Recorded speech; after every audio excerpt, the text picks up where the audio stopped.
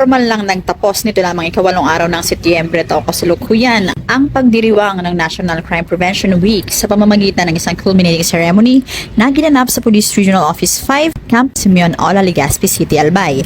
Tampok sa nasabing okasyon si Honorable Noel E. Rosal, Gobernador ng Albay, bilang panauhing pandangal at tagapagsalita. Sa temang pinalakas na pamahalaang lokal para sa ligtas na pamayanan, binigyang diin ang mahalagang papel ng lokal na pamahalaan sa pagpapatatag ng programa laban sa krimen sa ilalim ng Community Service-Oriented Policing. Ipinahayag ni Police Brigadier General Rogelio Raimundo Jr., Pro-5 Deputy Regional Director for Administration, ang kolektibong responsibilidad ng pulisya at mamamayan sa pagpapanatili ng kaayusan, habang iginiit din ni Honorable Rosal na ang crime prevention ay tungkulin ng buong lipunan at nangangailangan ng pagtutulungan ng PNP, lokal na pamahalaan at komunidad. As we hold this 31st National Crime Prevention Week 2025 culminating ceremony, this is a manifestation of our commitment.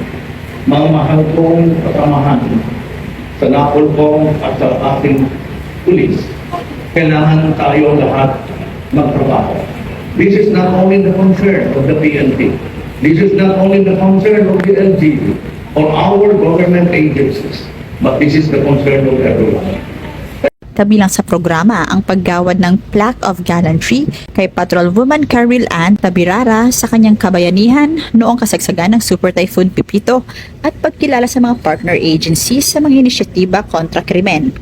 Ang programa ay hindi lamang pagdiriwang ng mga nakamit, kundi isa ring panawagan para sa mas matibay na pagkakaisa sa pangangalaga ng komunidad, pagpapalakas ng mga hakbang sa pagpigil ng krimen, pagbibigay kapangyarihan sa mga lokal na institusyon at pagpapalalim ng ugnayan sa pagitan ng komunidad at kapulisan. Mula dito sa Bicol Region, ako ang inyong PNN Correspondent, Staff Sergeant Irene Hamid Iyabag, alagad ng batas, tagataguyod ng Balitang Pulis.